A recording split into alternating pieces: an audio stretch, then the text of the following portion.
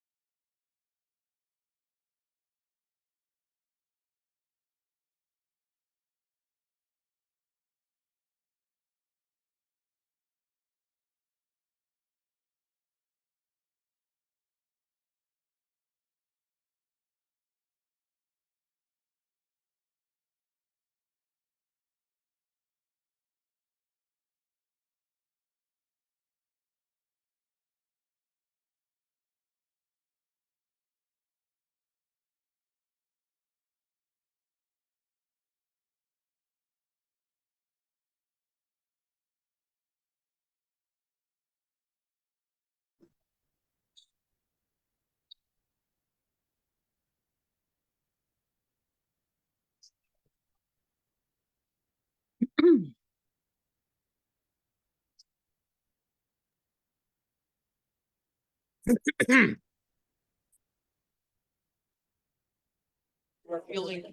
I get everyone's attention so we get started? Not, do the clap once thing. Good, how are you? Calling this meeting to order. This is the December 4th, 2024 meeting, general meeting of the Independent Neighborhood Democrats. My name is James Campbell. I'm president. As we always begin our meetings, Independent Neighborhood Democrats welcomes debate and discussion on topics of concern to the members of the community. Everyone, please quiet down. In the back. Call out people. Welcomes debate and discussion of topics of concern to members of the community by candidates for office and others. IND right to free political speech, but believes strongly that personal attacks, profanity, intimidating or threatening gestures or words, attempts to silence speakers, or similar inappropriate behaviors are unacceptable. Individuals engaging in such behavior will be asked. Few just housekeeping things. Joining us on Zoom, please make sure your Zoom name matches your real name. So this way we have that information for attendance purposes. So if you're watching on Facebook Live, just please leave a comment so we know that you're here. And obviously, if you're not speaking on Zoom, yourselves, and this is just a general thing for everyone, speakers and anyone like asking questions. The microphones are actually in the ceiling, so just please try to speak up so this way the folks at home can hear, and also obviously just like introduce yourself when you're speaking. So before we get started with everything, we do have a few, at least one bit of club business. So because this is a special meeting, we are still in the process of accepting nominations for our executive board. So at this time, nominations are in order for at-large members of the executive board. So, I'm gonna need help from Melissa. Yes. Both of us are gonna nominate. Okay, his first name. I nominate Philippe. Say Lucy. Yes. Didn't know if that was a trick. We both spoke to him and he said he'd like to. run. Member of the club. ST, space LU. I can't hear you. I'll- He's a member of the. yeah, he's there. I can't. I'll give it to you. I'll give it to LUC. Okay. Vicky? Duran. you. I can't hear. Danny Duran was just nominated as well, so we have Philippe and Danny. Are there any other? Jason Shelley. Jason was nominated already. You're not, okay. I'm sorry. Sure. Any other nominations? Any other nominations? Any other nominations? Hearing none, the nominations are now closed. Cool. Okay, so even though it's December and petitioning isn't for almost 3 months, way it looks right now is that there's gonna be about 30 candidates that have to come before IND between now and then. And so, of course, the one resource we don't have a lot of in politics is time. So, we're starting hearing from candidates now in this special December meeting. So at this meeting, we're gonna try to hear from candidates for president and city council. So first up actually is certainly no strangers to this club, our own councilwoman Shahana Hanif. So we're gonna give each candidate about 5 minutes to speak and then 10 minutes for Q&A. Come on.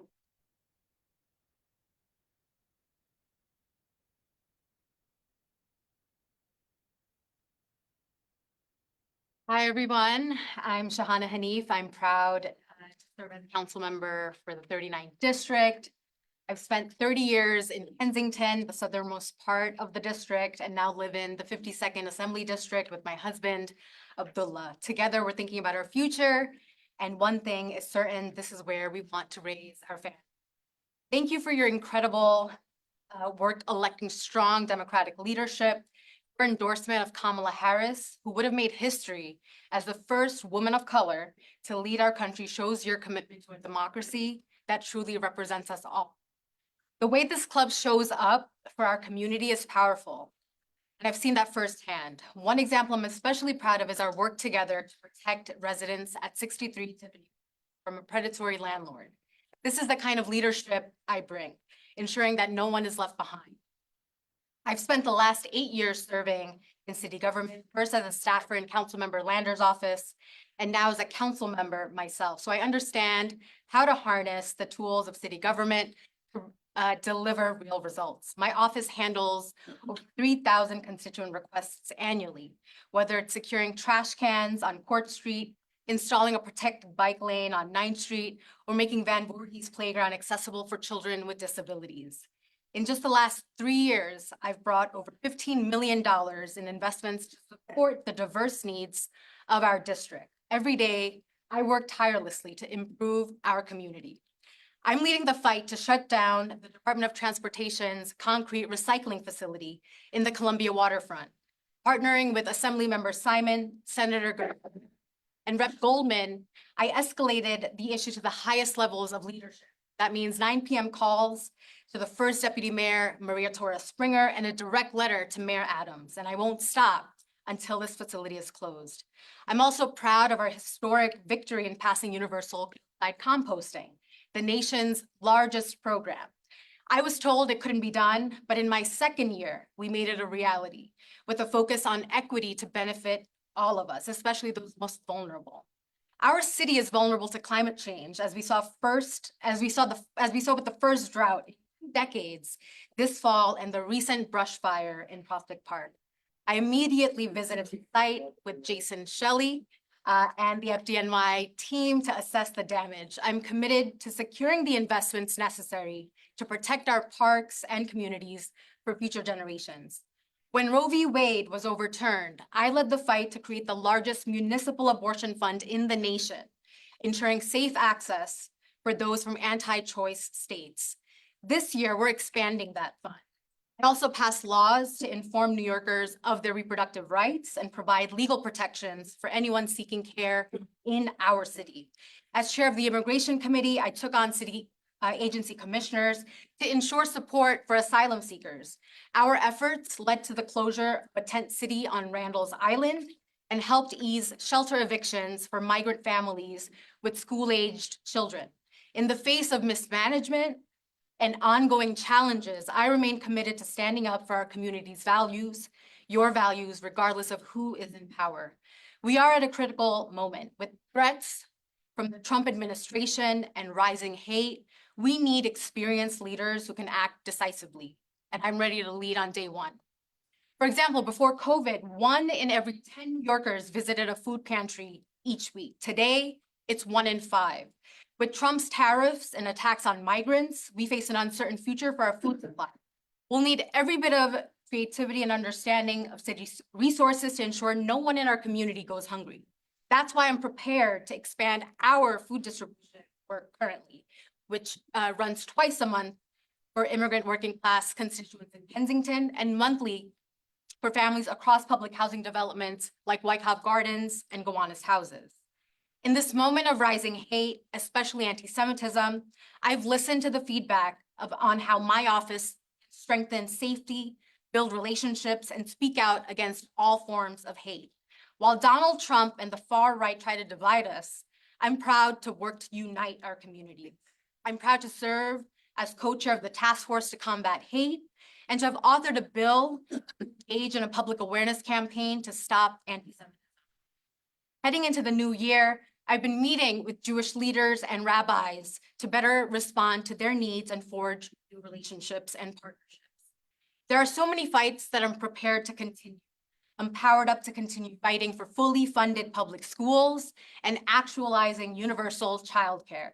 I'm ready to advocate for more affordable housing in our district and citywide, housing built to last generations to come. I'm committed to fighting for a city that has the back of every New Yorker. That includes supporting newly arrived asylum seekers, championing our libraries and parks, fighting for quality healthcare for all, and standing up for workers' rights.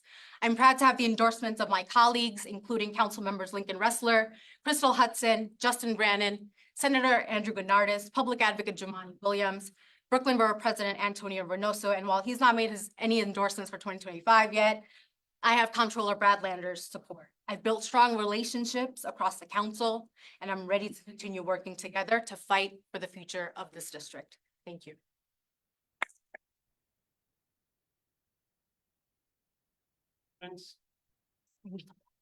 Oh. I'm gonna just get a sip of water. Yeah. Oh, I just thought if there's anyone on Zoom, so.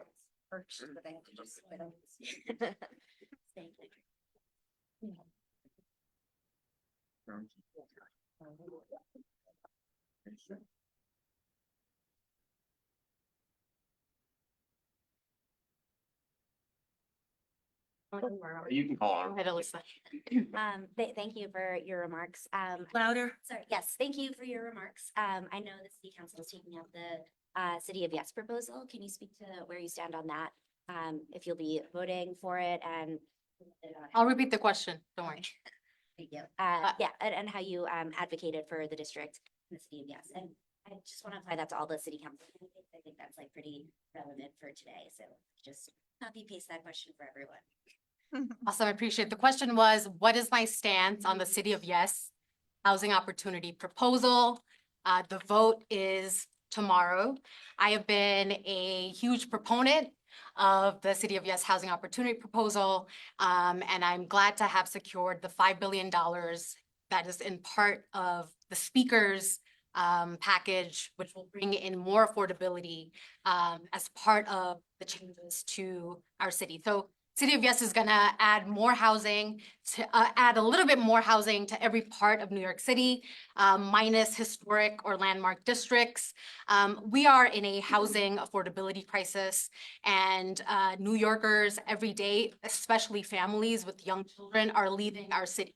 Not because they don't want to live here, because they can't afford childcare. They can't afford their rent. And they can't, that anxiety is pushing them out. And so what we need to do right now is to ensure that we do have housing plans like the City of Yes, which some of the plans include removing parking mandates. It doesn't say that you can no longer build parking lots, but it says that you will have the option to say no to parking to be able to put more housing. Parking costs about $50,000 to $100,000. That could be many apartments. It will also add 20% of all large buildings would be fully affordable at 40% area median income and below. So we're really targeting lower income people to make sure that they have the ability to live in our city and to grow their families in our city. So I'm a huge proponent of this legislation. I have been working very closely with the Department of City Planning. Dan Garodnick has been an incredible commissioner to work with. And this is one of the examples of how the City Council has worked very closely with the administration despite the various corruption challenges. And I think this is going to be a legacy program that will have big dividends. And Weintraub has a question from the chat. Oh, okay, thank you. So I just wanted to ask a question. When Kamala Harris was running, one of the things that she had in her platform was to have caregivers care supported by Medicare. So is that part of your proposal as well? I absolutely support that, and I'm really proud to support several packages of legislation led by Councilmember Crystal Hudson, who is the chair of the Aging Committee in the City Council.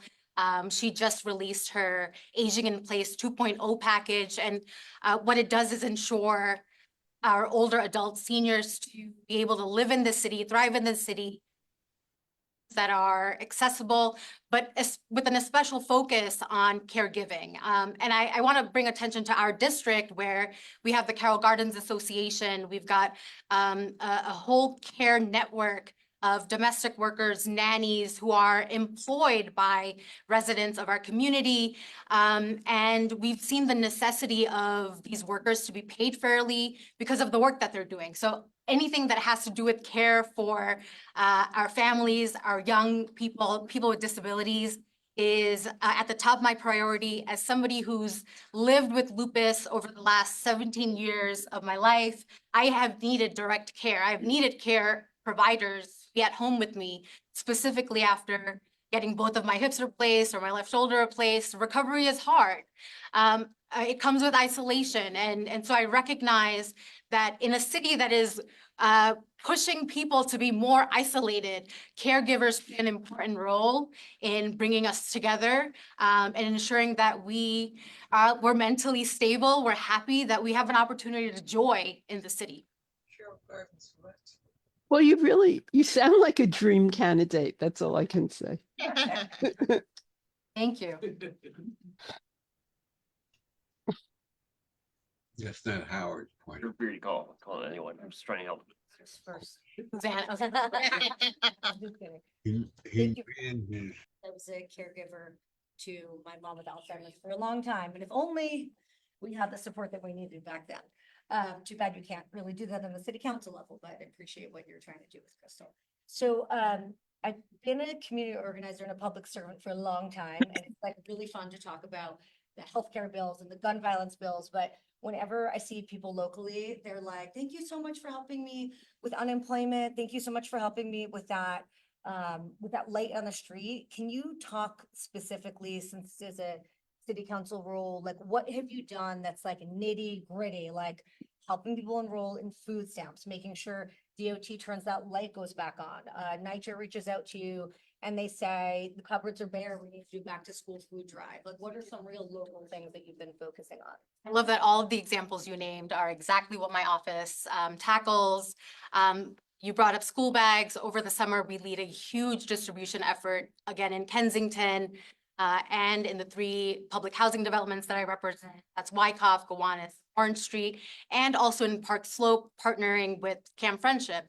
And we distribute nearly 2,000 book bags with school supplies. And that is, of course, not possible without the partnership of organizations like CHIPS, like Camp Friendship, like the Arab American Family Support Center, and many others. And this brings together our families, not in a display of just giving supplies for them to have, but to ensure that every child, every family is looked after, that no one in our community is abandoned. And that's why our food distribution program operates the same way. Since taking office and seeing the impacts that COVID left, because the food insecurity did not get fixed. And while food pantries dissolved because most people went back to work, it was an urgent priority for me to keep our food distribution program alive. And so we've perfected a food distribution program that now happens every 2 weeks in Kensington on Avenue C Plaza, with volunteers who are leaders from our community. These are not just the nonprofit staff people. These are people who in our community understand that food is a vulnerable conversation. Not having food is a vulnerable conversation. And the community and the strength that I've seen built is incredible. We recently partnered with the Flatbush Jewish Center because they do a monthly food distribution Met Council, which my office also supports. And we're going to be exchanging volunteers to work on our solidarity. Kensington is a community, as is the district at large, diverse with Muslim and Jewish constituents, and we need every opportunity to be able to come together. And one other example I'll give of a story that I keep thinking about is the D2 department store on 5th Avenue and 9th Street is under construction. It's going to be housing, and the B61 bus has been removed, or the stop that's on 5th Avenue has been removed. It was moved to 6th Avenue. And after hearing from constituents, particularly older adults and people with disabilities, I was able to advocate to get a temporary stop just a little after where the original stop was, close to Rep. Goldman's office. And that has made an incredible change and a transformation. And for our friends who use Kane to shop at Steve's supermarket, they have reached out to us saying, like, you've saved our life. We rely on this bus to be able to get our groceries. And so that's the kind of direct service that we're able to do, engaging with the Department of Transportation. And of course, it doesn't happen after just one conversation or one email. It takes a fight. And I will add that with the current administrative infrastructure sort of falling apart and a lot of senior staff, senior commissioners having left the administration, we have had to work even harder to get response from our administrations. And so I'm up for that task because I've won in many instances with our commissioners. We've got good relationship with our leaders in the administration, and want to continue delivering for our constituents. Thank you. Thank you so much. Appreciate it. Thank you.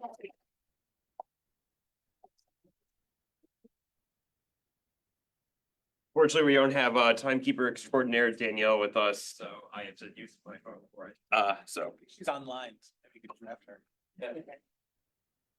there's a delay after that, so next up, actually, we have there actually is a race in the 39th. It is Maya Kornberg, who I know formally announced yesterday. Of course, also no stranger to this club.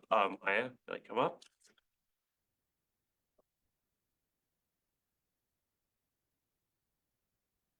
Thank you so much for having me here tonight.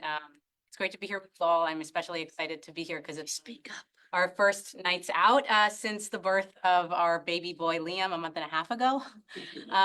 The last month and a half has been challenging for me, not just because I have a newborn who is sleeping through the night yet, but also because, like all of you, with all of you, I have been reeling from the election results.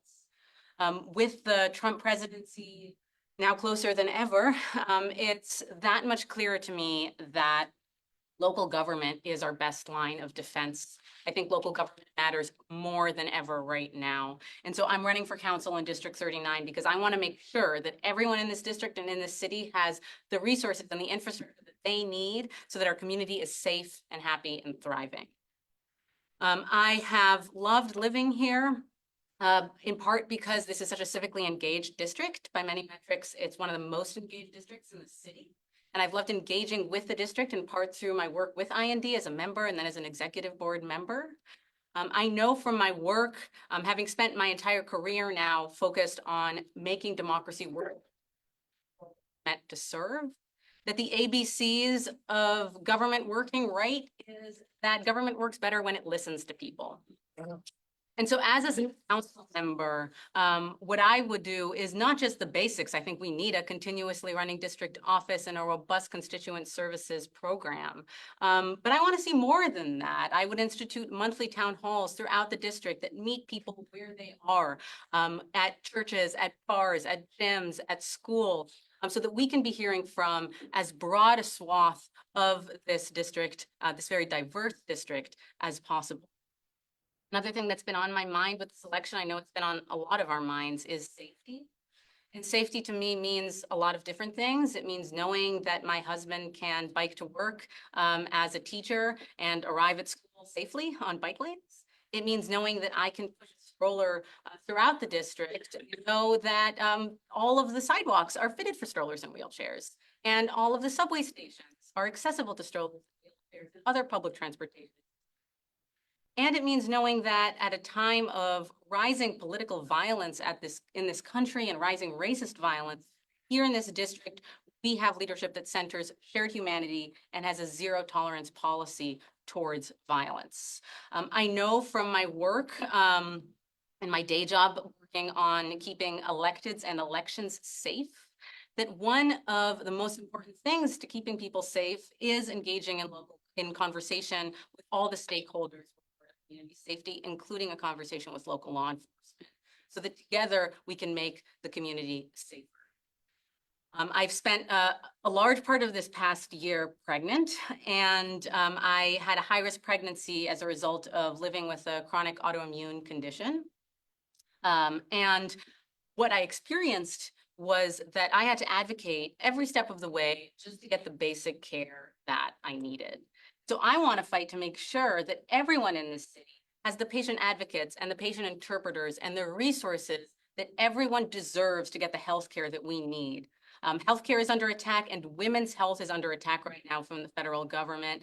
And I'm scared, and I want to make sure that we are doubling down on some of the great initiatives that have been started by the borough president and others on maternal health, and investing in women's health and reproductive health and maternal health in this city. I am a renter in this district, and so I feel very viscerally the affordability crisis that was mentioned earlier. I think initiatives like the City of Yes are a great way to work towards building the housing that we need to address that affordability issue. But as a mother to a young child, I know that part of the affordability issue for a lot of young families like my own is not just housing, it's childcare. We can be doing a whole lot more in this city to be investing in infant care centers and childcare and education for kids under the age of 3, because those years matter so much. And so many young families don't have the resources that they need to be able to stay in the city with young children. It also means, I think for me, knowing that my son can go to a great pre-K for all program and a great public school system. We need to be doing more to make sure that pre-K for all is accessible to every family in a way that it is not right now, and that we have a great public education system in this district. I've really enjoyed being out there every single day since filing in August, having conversations like this one, meeting with people, hearing from their concerns. It has truly been a wonderful experience. I mentioned before that I think that the job of a city council member is to be out there listening to people, and I've enjoyed starting to do that as a candidate. And I am enjoying being here with all of you tonight and look forward to being in conversation with you and to running a robust campaign moving forward where I have as many conversations as I can like this one tonight. So again, thank you so much. Time.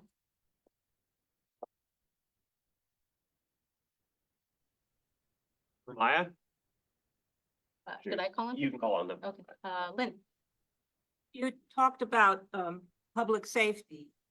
Your opponent has advocated for reducing the size of the police force. What is your position on that? So Lynn had asked about public safety. She mentioned that my opponent has called to reduce the size of the police force and asked me what my position is. So thanks for your question. I have learned a lot by attending for many months now the NYPD Community Council meetings that happen every month for the 78th precinct, which covers a lot of the district, and it's a part of the district that I live in. And I was shocked to learn that we have a police precinct that is supposed to have 150 police officers. We have 88 police officers. We have many local business owners who I've spoken to saying that they don't call 911 because they know that 911 calls are going to take so long to answer. And so I think that there is a real crisis here. I believe that our criminal justice system is deeply broken. And has deeply rooted problems of dysfunction and racism. And I think that the way to solve that is to be engaging in conversation and making sure that we're not defunding the police, but that we're making sure that we have the funds that we need to be investing in more anti-racism training, in more mental health training, and making sure that we have a robust community relationship with the NYPD and all the precincts that cover the district. I think that safety is a real concern, and the solution to that, especially right now, is to come together with the police department, and with the many other stakeholders that are needed to keep this community safe. Yeah, Ira. What are your plans, ideas, or concepts in terms of say New York City green infrastructure? So I live really close to Fourth Avenue, and I've experienced the real tragic flooding issue that we have in that part of the district. And that, alongside the fire that we just saw in Prospect Park, are just reminders that we're dealing with rising temperatures and a changing climate. And in order to be safe, to your point on public safety, we need the infrastructure that that can keep this community able to continue to do everything that people need to do on a day-to-day basis with, I think, what's going to be increasing flooding, increasing fires, unfortunately. So I think that there's some simple solutions that we can already start. I was really excited I was at an inaugural meeting of the Gowanus bid. I was really excited to hear about some of their plans to plant trees on Fourth Avenue. Those are things we can start doing. Fourth Avenue right now doesn't have as many trees as it can, and trees absorb so much stormwater. I think we can be investing in Prospect Park similarly in some of the infrastructure that we need in order to deal with what will be a continuous threat of wildfires. And so I think that there is a lot that we can do on a basic level that can get us ready to deal with what will be, I think, an ongoing crisis, unfortunately. I'll ask a question. Yeah. Hi. I've heard some crazy stories that I would hopefully you can debunk them. That the funding for your campaign is coming from a handful of wealthy people. I've heard even Republicans. I'm not sure where these stories are coming from, but in case they're out there, can you address that? Where's your funding coming from? Thank you for that question. I am really proud to be fundraising with New York City Public Financing. It's a program that I have, as a democracy advocate, advocated for many years. I think it's a great equalizer for our politics, and especially for young women running for office. And so I am really honored to be, as myself, as a candidate running with this program. I have raised all of my money from small donations. I have not taken $1 from PACs, from lobbyists, from real estate developers, and I am proud that more than half of my donors come from the district itself, and the average donation is about $100 or $150. I have donors who have, you know, different political ideologies, like in any campaign. But to these myths that have been spread about taking money from mega billionaires, the biggest donors to my campaign, who by the way have only donated $1,000, that's the max, are folks who've all donated to Democrats. Some of them have donated to Democrats and Republicans, but if that's the way that we're assessing things, then I think that's really reductive. I think that it is a campaign that I am proud to say is funded by New York City Public Financing small donors from people in the district and in the city with different ideologies, and that my majority donor is the city for that reason, 8-1.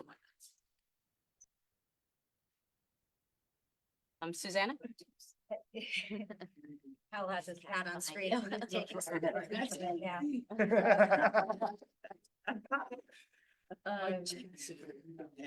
So interested in the same question that I asked to Shahana.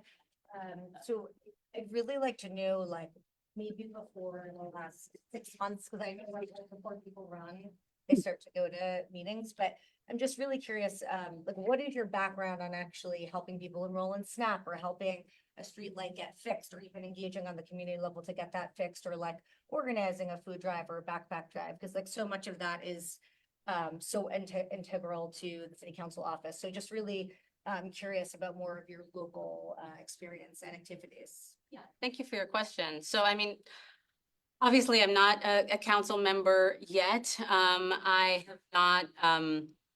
have not passed legislation to address these things, but what I have done is advocate on a national level and on a local level to change things. One of the things that I did recently is to work to advocate for the FEC to change its rules so that candidates can have more safety and more campaign funds focused on their safety and the safety of their families at a time of political violence. I'm proud to be advocating for solutions like this that make our democracy stronger every day in my day job throughout my career. In terms of local engagement, to your point about engaging only in the past 6 months, I have loved engaging in this district throughout my time here as a member of the Park Slope Co-op, now as a member of Park Slope Parents, attending community council meetings of the NYPD, which I feel are so important, engaging through religious communities, engaging through other communities, and of course through the work of IND. Before IND, I was on the executive board of CBID, getting out there on weekends, on vacations, canvassing for Adam Rose and Justin Brannan and all the candidates that we've supported, being out there in Philadelphia now at 8 months pregnant, canvassing to make sure that when our democracy was truly on the line, and I still think it is, that we're doing everything that we can to get Kamala elected. So I've been out there. I hope to continue to be out there, both in my day job and in my work as a community member and a member of all these wonderful community organizations that we have here.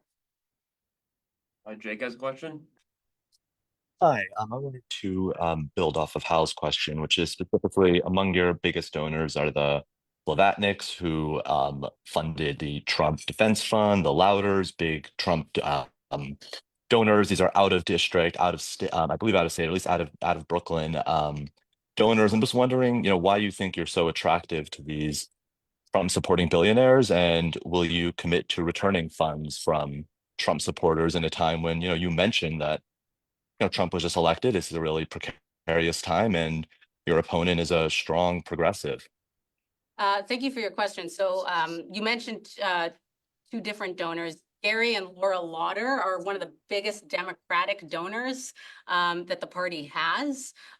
They are wealthy individuals, and they have supported many progressive candidates and many local candidates and candidates throughout the country. I think calling them Trump supporters is, I don't know where that would come from given their track record donating to Democratic candidates.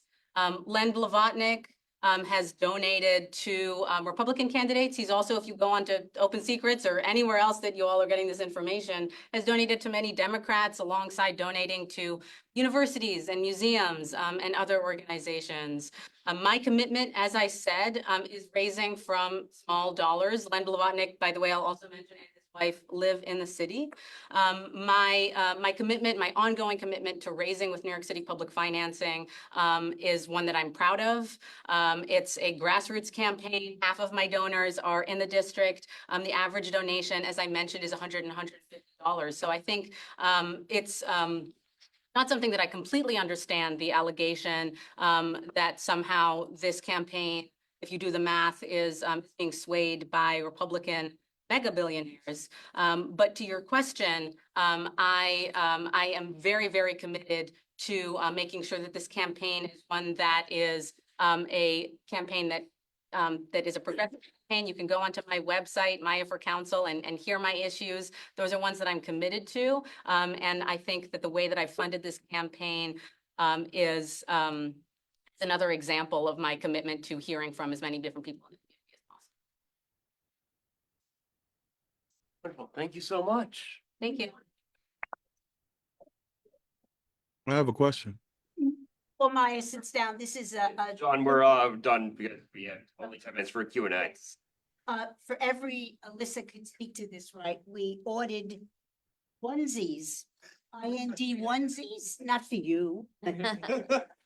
For any club member who has. That's so great. So it's a replica of our T-shirt, Whoa, only it's really small edition. And so we would like to have you here tonight. that is really Thank you nice. so much, John. I hope he wears it in good health. Get photo of him. Great.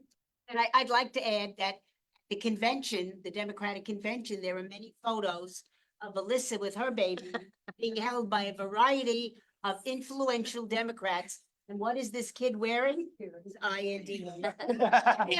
You're even so. Okay. Truth be told, I actually wasn't wearing the IND onesie, but to pat myself on the back, it was onesie. He was mostly wearing onesies that I bought him. Yeah, Seamus outfitted him for the convention because that. So it's like. Stand correct.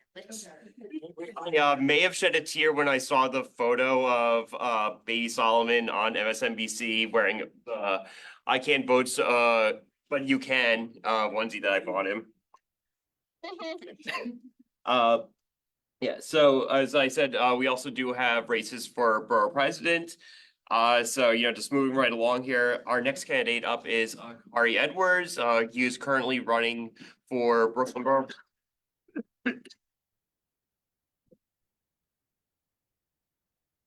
Happy holidays. Thank you for having me. My name is Kari Edwards. I am a husband, a proud father, but I'm presenting myself to you today as the candidate for president. I have lived in this great borough. I tell everyone half a century plus. I have also had an extensive relationship to government and community service. I started my career with Assemblyman Nick Perry, who is now Ambassador Nick Perry, in 1997. I've worked for Major Owens when he represented part of this community as well. I've worked for two governors, a state assembly and the state senate. I also was the head of affairs for Brooklyn Hospital, One Brooklyn Health System, which is located in Southeast Brooklyn. And so healthcare has been my number one focus. I'm a type 1 diabetic. I've been this way since I've been 4 years old. So healthcare is my biggest passion. I also ran in 2021 because of what was happening in our community, because of the service of not having the ability, sitting in the hospital and not having the ability to serve people. So the reason why I'm running, let me first tell you, my job now is I'm the head of corporate and social responsibility for a company called Wellness. My role is to look at social and restorative justice around the country. We are a medical cannabis company, but what happens is communities of color throughout the 9 states that I work have been treated unfairly. And so to date, I've expunged over 4,000 nonviolent criminal records across the country. We've worked to restore housing and healthcare to folks who lost that, from Nevada all the way to Florida. And actually this Saturday, I'm very proud that I'll be going to Florida to do the first big expungement event in communities. Florida has a very interesting way of only allowing you one expungement in a lifetime. So I say all of that to say, this is what I've been doing a lot of work around the country. When I come home, what's been going in our communities has been disappointing and to me. I feel a borough president should be part of every community, should show to every community. I feel that whether it's on this side of town or it's New York, that folks need representation and they need to be heard. Because a lot of the stuff that we're going through is stuff that we've been going through for years. We just have to try to make it work a little better. So some of the policy things that I want to talk about, the first thing is health. Because I've been in healthcare this long, and Lynn may know this too, because we'd always advocate to the borough presidents when she was at Methodist and I was at Brookdale for support for hospitals. There are 10 safety net hospitals, which include city hospitals and private hospitals. So at the $44 million operational reality for a borough president, every year I want to give those safety net hospitals $500,000. What does that do for a hospital? It gets them new equipment, it gets them new lights, it gives them the opportunity to operate as a hospital. When I was at Brookdale Hospital, we literally had equipment that was 20 years old and would beg for help. The other policy thing that I really want to talk about is education. Throughout, I want to be that borough president that visits every school. And I know that sounds crazy, but if I do 3 schools a day, I can visit every school in Brooklyn. What does that mean? I feel that a lot of our kids go into schools with a ceiling before they even get into the building. In communities outside of this, in Brownsville, East New York, they don't see a future in education because of the funding. And so again, having a $44 million capital yearly budget, that is something that I'm really passionate about. And really lastly, I think Shahana spoke about it, food insecurity. I work with hundreds of food pantries. What's that? I'm sorry. That How are long? underutilized, under-resourced. Yeah, Sorry. sorry, we muted themselves. No problem. Yeah. Underutilized and under-resourced. And when you look at capital funding, food pantries are the number one priority. This Thanksgiving, I went from Red Hook all the way to East New York, and the lines for food, the lines for eating, was depressing and it's sad. And so I'm asking you to look at me as a new change, asking you to ask whatever questions you want, but really to understand that my passion is about community. My passion is about everyone that lives in this great borough that I've lived in my entire life. And I will promise you to work from west side to the east side, from the north to south. I'm glad to present myself to you today.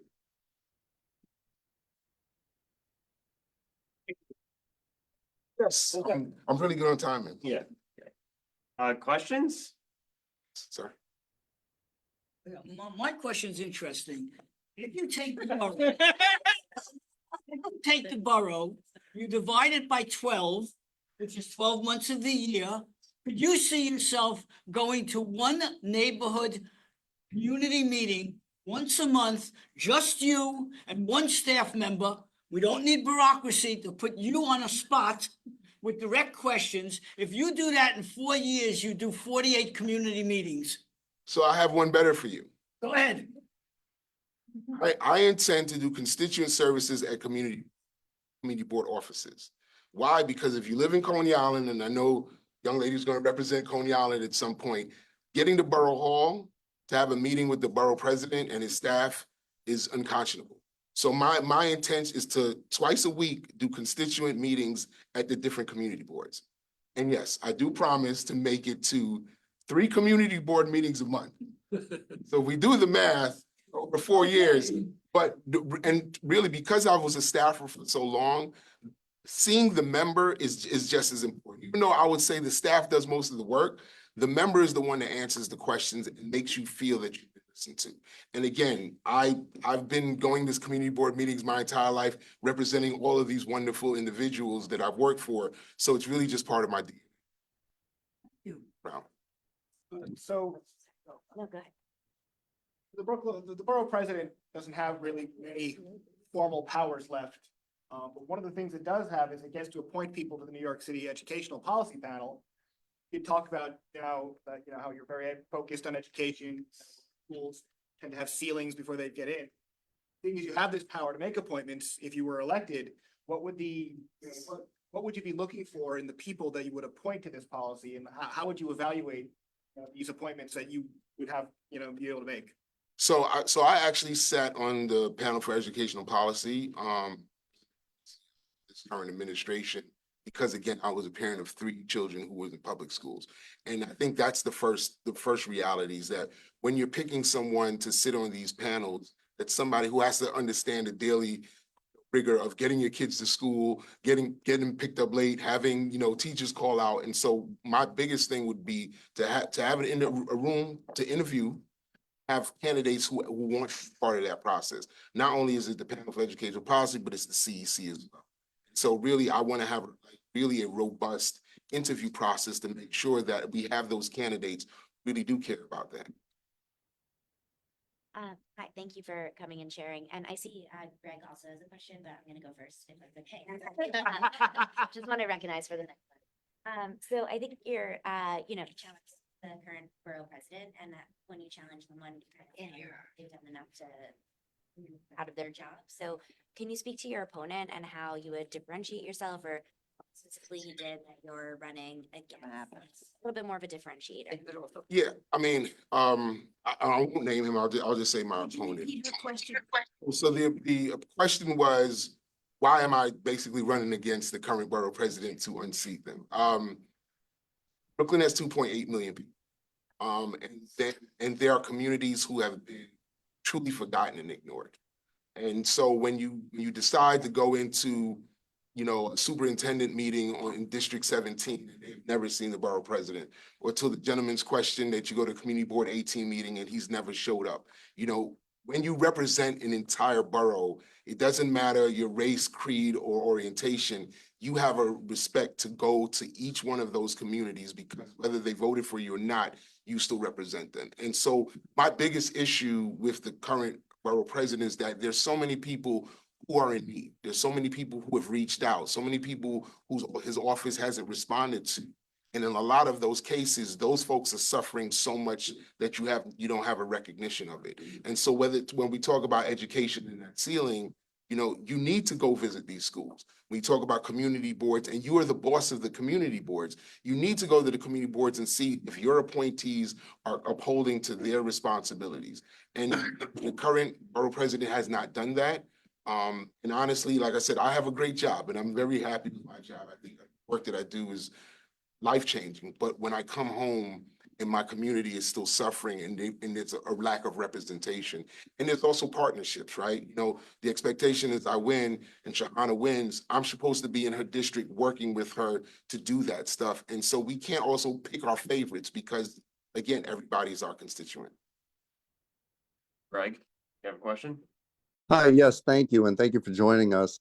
What is your position on mayoral control as it's currently configured? As you know, mayoral control has gone through a few changes in various cities across the country, and we're reconsidering it very closely. And if we were to change it, it would dramatically redefine the impact that the borough president would play.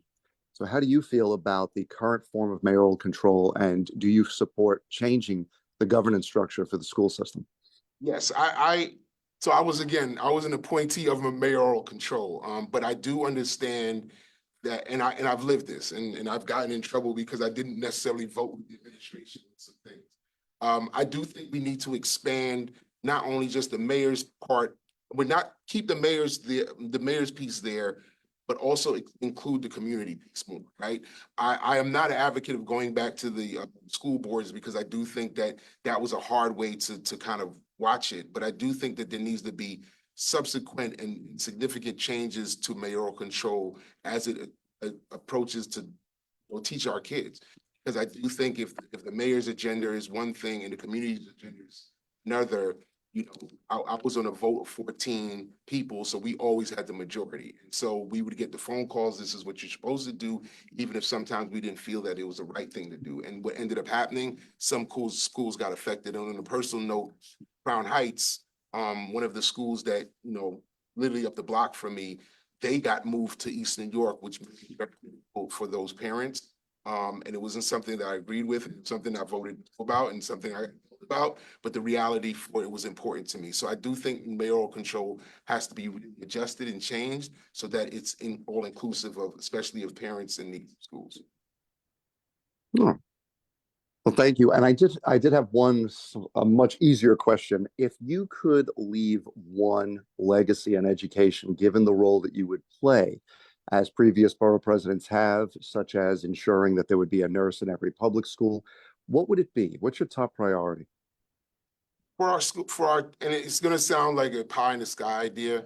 But my mother, who's recently passed, she worked for Mayor Lindsay on a program that put so many kids through college.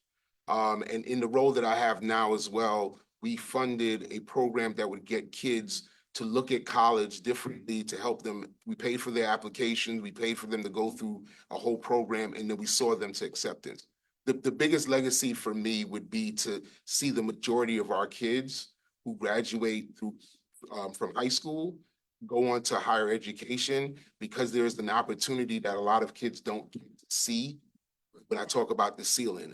And that would be my biggest legacy, to turn around and say, you know what, we got X amount of students more to decide to graduate college. Thank you. I'm sorry I'm looking this way because I'm trying not to look that way. You time for like one more question? Me? Yeah. She's got her hand up. Yeah, my hand's up. All right, thank you. Let's piggyback on something that Matt said. It always occurred to me that, the borough president has a lot of appointees at each community. A lot of the community boards have people who really have no prior experience in how the city runs, what's the difference in zoning.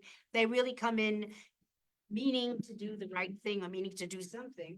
And I wondered if there's a role perhaps the borough president could play in some kind of training for those people who then become board members. Yeah, and yes, so the idea that I had, everybody remembers Marty Markowitz.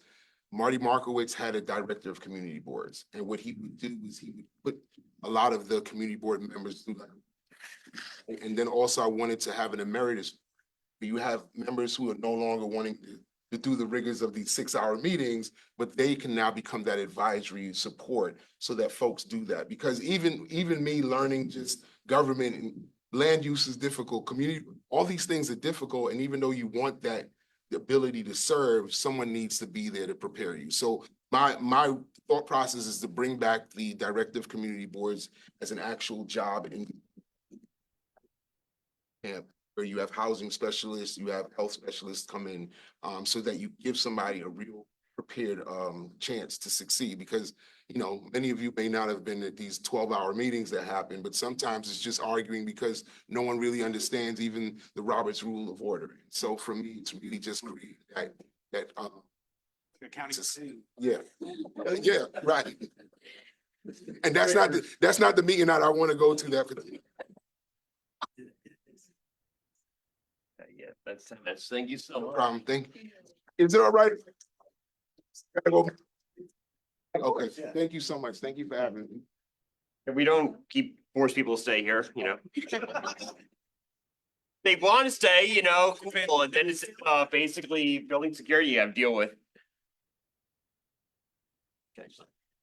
So since we do have a few minutes before our next speaker shows up, I was gonna invite up our assemblywoman, say a few words, give us some updates on what's going on in Planet Albany.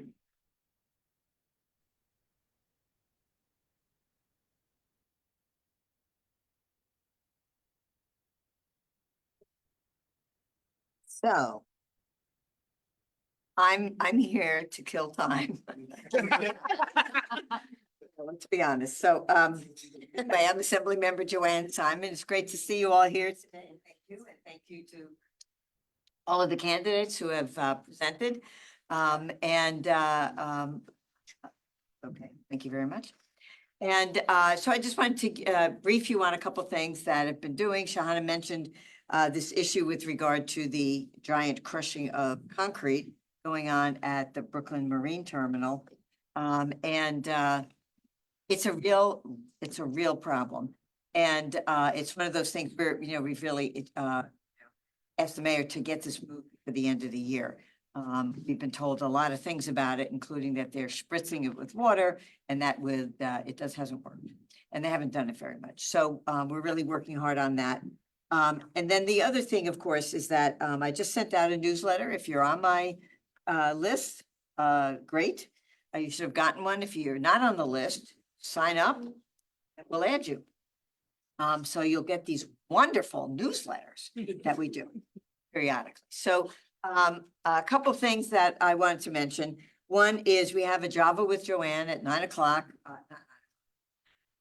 It's off 9th Street. It's late, you know? So it's 139 9th Street. It's at this place called Principles GI, which sells bicycles, but also is a coffee shop kind of thing. Woman who runs that shop has been really wanting to do this for quite some time. Which is great, you know, not only are we now looking for places in different neighborhoods, but people are calling up and saying, can we do a Java? So I'm very glad that that's happening. So we're going to be doing that from between 10 and 11:30 on Friday. 10 a.m. to 11:30, not at night. Here it's in the morning. Thank you very much.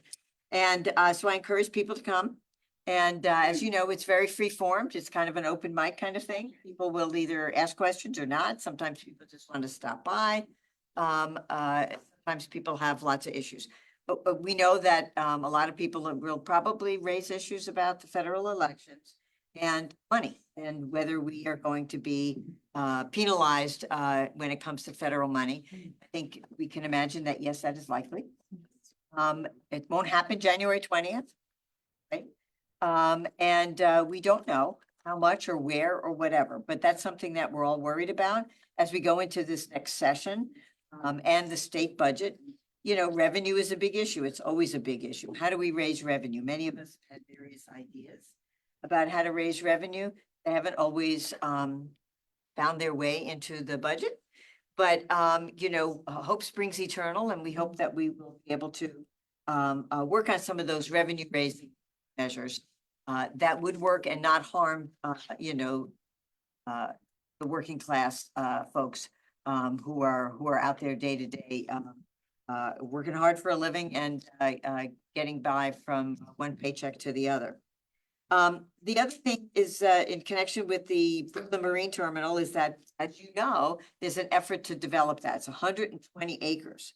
And that's a lot of space. If any of you remember, Atlantic Yards was only 22. It was a lot of space, but it was only 22. Add 100 to that.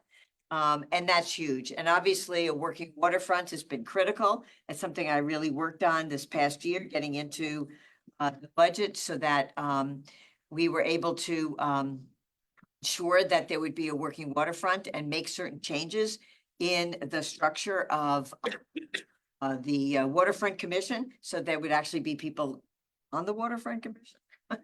Yeah, which is as a difference. You know, if you have all these vacancies, not good for getting business done, right? And so that was really great. But clearly, you know, we need to be present in this, and there will be a virtual community workshop tomorrow night on the 5th, 6 and 8. Then next week, and this is all in my newsletter, there will be an in-person community engagement session on the Marine Terminal. I encourage people to come. One of the things we found, they did one in Red Hook. It was on a Saturday. It also poured. But the problem was that most of the people there were the consultants or elected officials or staff. There weren't a lot of people, Red Hook, who were there. And then there were people from Red Hook who felt that they weren't welcome. And, you know, there's some people have particular ideas, particular points that they want to make, or particular services that they want. But we want more people to engage. This is a lot of space. It's also very precarious, right? This would have been how they would have brought that BQX down the waterfront. There is an issue about whether they might build housing. We have really been prioritizing the working waterfront and those other uses. But, you know, there may be some mix for housing, but where that might be, how tall it might be, how dense it might be, how affordable it might be. Those are all issues that are yet to be determined. They have a very accelerated planning approach that they really thought we would be able to get to having finalized the plan by December, really. And they've pushed it off for a couple of months because we all said this is not enough time. People can't get their heads around this information in such a short period of time. And most people, it's all new marine terminal language, you know? And so somebody had a poster with a glossary of marine, acronyms and what they meant and terminology and what they meant. So there's a lot of learning curve for people who want to be deeply engaged in this. But most important is that we have people who come and say, look, this is the waterfront. I don't want this, or I like this, or I'd like to see us better handle traffic. You know, there's a lot of traffic along Columbia Street, which is exacerbated by the concrete crushing place, but it's also supposed to have that traffic, supposed to be in the marine terminal, and it's not. So what is that going to be? We have this issue, we tried to get one of the uses down on Pier 10 years ago with the beer distributor, and they decided to put it on 7. So 7 had to keep driving beer back down to Pier 11. So all of these things didn't make a lot of sense to a lot of people.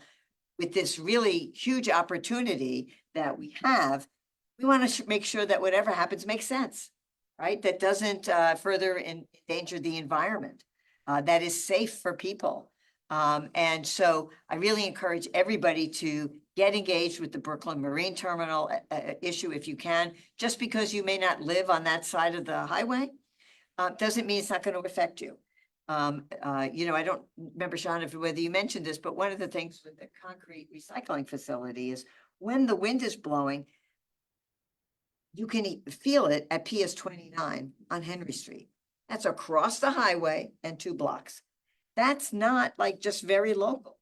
It's pretty far away. So what happens there is going to affect all of us, right? Plus, by the way, and no rebuilding the BQE at the same time, just like right next door.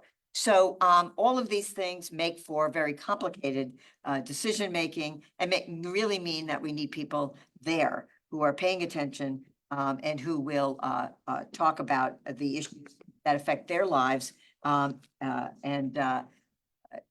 participate. Because if not enough people participate, they will say they had enough community participation, and they won't. And then there'll be lawsuits, everything, et cetera, et cetera. So we really want to encourage folks to be involved in that. Then the other thing that is on your to-do list, besides the Brooklyn Marine Terminal, is we passed the Long Island, the local healthcare, local input to community healthcare bill, which was one of the first bills I did 10 years ago. And I've passed it in the assembly several times. It never passed. We got it past the Senate this year with a few changes to it that I think made it a stronger bill. We hear that the governor may be inclined to veto that bill.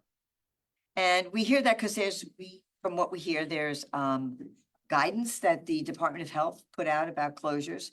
There's also a healthcare equity assessment. So it's HEIA, the Healthcare Equity Impact Assessment. And that you're making changes to some program at a local hospital that the community needs need to be included. And there's a whole pretty elaborate template and instructions on how to submit your proposal and ensure that the community's healthcare is being considered. That doesn't even apply to closures. And so we really don't have any reason to believe that it will be adequate healthcare addressed in terms of equity and in terms of input and making sure that if a hospital closes, that there is other healthcare in the area. And we know that guidance, any lawyer knows, guidance is not enforceable. Guidance is guidance. I suggest people look at the Supreme Court's decision in Loper Bright about the strength of regulations even. So we really feel that this is doing very similar work, but we really want to make sure that we're able to codify this because those protections will last longer if they're codified. And as you know, we've lost about 40 hospitals in the last 10 years throughout the state. So this is a statewide issue. It's a huge statewide issue. And this bill passed unanimously in May. So that's something that I want people to engage in. we do have that information in our newsletter. There is like a petition going around. And we would like people to sign that petition and ask the governor to sign. And people can call, which is really always so. There's good. also a call in. So important to call because you know, like emails can. The just governor be will call more- me tomorrow and say, Joanne, what are you doing? But Yeah, so. and I'm saying I'm advocating for my bill because this is important for people throughout the state. If you are pregnant in Michelle Hinchy's district, which is the Hudson Valley, you have to drive at least an hour to deliver. This is a real problem. So we want to ensure the public's health. So I encourage you to participate, advocate for signage of the bill. Hi there, Alyssa. Hope you're taking notes to bring. Yes, of course. Well, I actually had a question because I got a call from a person asking me to call your office, like a call about, I didn't even really follow. I think it was something about the home health aid. Oh, yeah, that's a different issue. I know, yeah. Okay. Yeah. I was just like, I don't know. I know her personally. I don't feel comfortable calling, like, what's going on here? I'm happy to address that issue, but if anybody has any. Sorry, that was, Okay, fine. So yes, you might have gotten a mailing, did also get a mail. 2 mailings. I got 3, 2 with my face on it, 1 with the speakers. And I, of course, was out of the country. You are. And neighbors, yes, there you are, are texting me, what does this mean? So nobody seems to understand what it's about. Means it wasn't, no offense to the people who designed it, particularly helpful mailing. So what we did, and I actually put it in my newsletter, said I disagreed with what the governor wanted to do. I've been advocating against this. I speak up about it all the time in conference. In fact, one of my colleagues called me earlier today and said, are you getting targeted with these mailings? And I said, yeah, it's funny because I'm the one who's always supporting the CDPAP program. She goes, I know, me too. And I don't know what this is about. So I explained to her what it was. So it turns, what the governor did, there were 700 fiscal intermediaries, right? FIs. And people with disabilities who need home care can hire somebody they want to hire who knows how to help them. So if you are doing a lot of personal care, you need certain things done it may be that you have a relationship with that person. You can hire your mother to do that work so she doesn't have to stop working to do it as a volunteer. It makes perfect sense. It's very progressive and it's very effective. It keeps people out of nursing homes, which is much more expensive. So even though the costs have increased significantly, it's still a lot cheaper than putting people in nursing homes. So the program has grown in popularity because it works. And so because it costs more, they were looking at this, great increase in costs and the number of fiscal intermediaries. Now, like anything else, like related services or early intervention, there's always going to be somebody who's committing fraud. And I think there was 1 or 2 that, scams, right? And we find out about them and they get prosecuted, So, but that's not the vast majority of them. The vast majority of fiscal intermediaries are person who has 2 or 3 or 4 clients who does the paperwork. If you know anything about healthcare, filling out the paperwork is extremely complicated. And many people don't have the wherewithal to do it. They can't fill in the forms. They have limited ability, whether it's dexterity, it's not online. God forbid you should do this stuff online and be able to click a box, So this is what's happening. So last year in the budget, there was an effort to reduce the number of fiscal intermediaries. The governor wanted to reduce it to 1, a big one, and would have subsidiaries, right? Many of us argued about language access. I know when I was a guardian for a deaf, multiply disabled man, one of the things that when he started needing home care, I said, he's got to have people that are deaf or hard of hearing who can sign to him or an interpreter, whatever. And there was a slew of deaf people that are doing home care. It was great. It was the most social interaction he'd had for years because he'd lived alone and he worked in an environment where there wasn't very much sign language being used. So he was happy as a clam, right? But that's important. People who speak Chinese, people who speak Bangla, people who speak Spanish, people who speak any number of languages. There are FIs that specialize in language access. There are independent living centers, which are groups of people with disabilities who run independent living, help other people with that are FIs, right? There's only 11 of them. There's independent living centers everywhere, but only 11 of them are FIs. So they are part of this, and they would be like a sub, right, contractor to this company. So they picked a company, a national company, who seems to have a lot of problems with labor violations, allegations of fraud. They've been in some other states. It's an out-of-state one. Apparently no in-state entity was allowed to apply, which I didn't know until like weeks ago. Because, you know, the legislature is not typically involved in that, right? That's what happens at the administrative level, the Department of Health.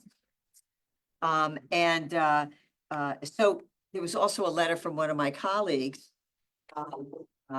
asking us to send this letter to the governor. It was a joint letter. I never saw the letter. We didn't get it until it was like on a Friday, please sign it off by Monday. We didn't see it. A lot of people didn't get it, including this other colleague. By the time my staff saw it, it was several days later. They called up and said, can we still get on this letter? We were told, no, it's been sent.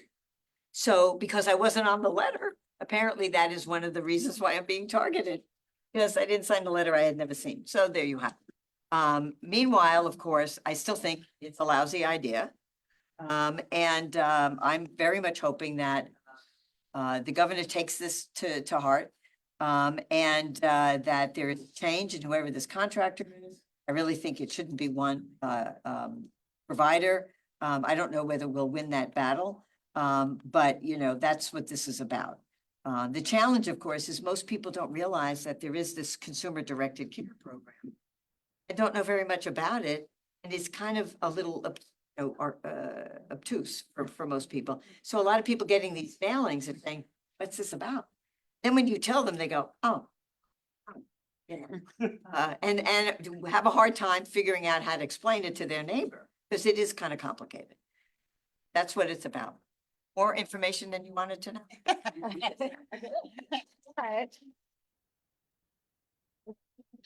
More information than you wanted to. I think that was basically it, unless, Anna, you have something else you want me to talk about? No, that was the perfect timing. Thank you. Thank you very much. Right on the spot. You can come back while we wait. Well, I see we have someone important has joined the I've been here this entire time. although you are very important. That's a good one, Shane. I'm referring to someone else. Yeah. Thank you. Thank you. Yeah, so as Joanne mentioned, we have been joined by someone very important, and he had a really tough commute. You know, he had to travel all the way across the street to get here. Yeah. We've been fortunate to be joined by our great Brooklyn Borough President Antonio Reynoso, who of course is running for re-election.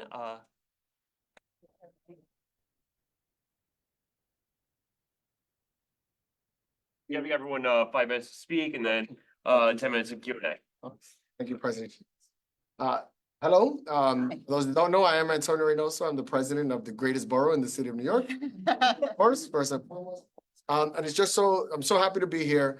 And I want to get right to it. What I intended to do when I said I was going to run for office, and if I won, was to move away from an office of celebrations and parties and one into service. One that's going to focus on actually affecting meaningful change in the lives of people of Brooklyn. I remember the last party was a Hispanic Heritage Month, when we were drinking and eating and dancing while migrants were being bused from Texas to New York. And I just felt like our office could do better. Our office could turn into an office that can provide services to people and actually do something to help our city. we've converted that room where the parties used to be thrown into a workforce authorization center for migrants. And I've done over 5,000 applications, work authorization in the office. We've also talked about the only promise I made when I was a borough president was maternal health work. I was gonna make Brooklyn the safest place in all of New York City for women to have babies. We've allocated over $45 million to 3 public hospitals, Woodhull, Kings County, Coney Island. And through that, we've just started the work. We are also the first program in CUNY for midwifery services to be able to get a master's in midwifery services is coming to the School of Public Health, to Brooklyn College, and to York, the advocacy that I was doing alongside Senator Jessica Scarcella Spanton. Those are the things that I really want to deliver in this borough. At the end of the day, Marty was a great cheerleader in a time where we needed him to be. Not everybody wanted to come to Brooklyn. It was his time to show people the greatness of Brooklyn. Now I say we got tea in, we have Brooklyn tea in England. The brand is strong in Brooklyn, but let's use that brand to do good. And I hope that this move to service is an example of the type of leadership that I think Brooklyn needs, whether or not it expected. So again, I'm just so grateful to be your borough president. I'm so happy. This is the greatest job that you could possibly get in politics. Eric Adams told me that when he was leaving. And I know he would wish he could come back. But I really want to open it up. I think the best conversation for us to have is one where we get to question and answers, because I want to make sure that when I leave here, you feel that any concerns or any things that you want to speak to. But again, just want to thank you guys for giving me this opportunity.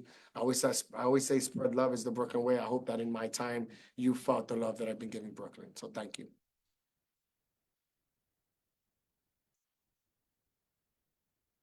You're good.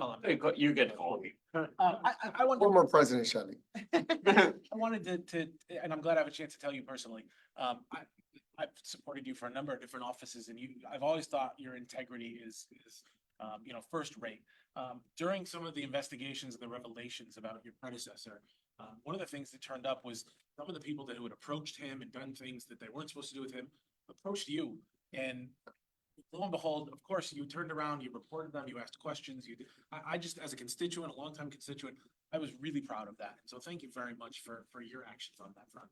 Thank you, Mayor. Thank you. To just speak to that as well, it's just a lot of unusual things were happening in Borough Hall when I got there. And it felt uncomfortable. And when things feel uncomfortable, I take action, and it's something. I didn't know there was an investigation. I didn't know what was happening, but I knew I felt uncomfortable getting 8 porcelain gold-plated tea sets. Return them. But outside of that, we also shut down the not-for-profit in Borough Hall. There used to be a not-for-profit in Borough Hall that used to throw these Wingate concerts that used to cost up to $1 million. And just think about that. One concert thrown in Central Brooklyn for one group of people, $1 million. The work that I've been able to do with that $1 million for moving it from a concert into providing services for Brooklyn has been significant. But it also, there's a lot of, how do I say, it's not a healthy relationship, a non-for-profit in a government office. It is not. There's too many opportunities for people to get it wrong. We now are working with Brooklyn.org, or Brooklyn.org is the new non-for-profit entity. In a year, you will be invited. We're throwing like a Brooklyn ball of sorts to raise money for the not-for-profit, not taking money from real estate the way the previous borough presidents have done, because in our charter mandate, it specifically says that we're to deal with ULEPs and make recommendations. And it's just, again, the perception of conflicts is just too high there.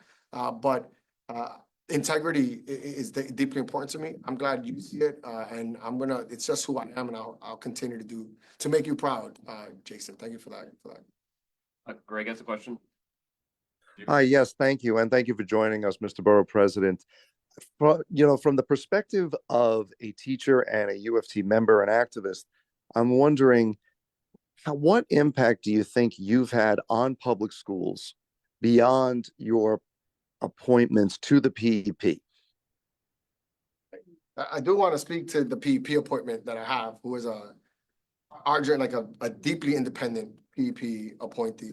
that I'm deeply grateful for having.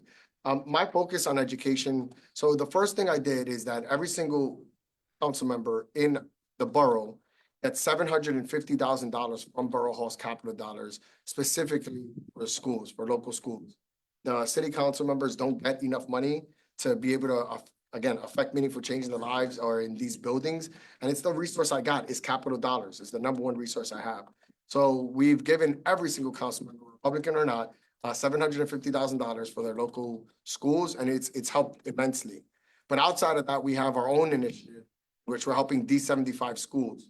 So if you don't know, D75 schools are for folks that have learning disabilities or need IEPs. My son, Andres, is autistic. The D75 school motto, I think, is a strong one and a great one for kids in New York City. But what we have is buildings and infrastructure that don't speak to the needs of those children. They need different. They need rooms that have sensory rooms. They need dance rooms when they can't run outside or they need extra supervision. We need to make sure that we're building environments that are conducive to their learning. We also have high school students that are learning how to be mechanics, how to do hair, how to cook in a D75 school in Bed-Stuy. And we're spending a significant amount of capital dollars to build a garage so that they can change oil, flip tires, and do this work. So D75 schools are a place that I've focused a lot of my time on. And outside of that, we have a youth council that we've put together in our office. It's the first youth council in Borough Hall. That youth council is put together by extraordinary students of the borough from different high schools. And they set forth an agenda that we look to execute every single year. So the young people kind of tell us what they need or what they want in these schools, and we follow through. And then I go to, hundreds of graduations and do the best I can to inspire young people. But that's some of the work that I've done. Thank you. You, Greg. Just go around. Yeah.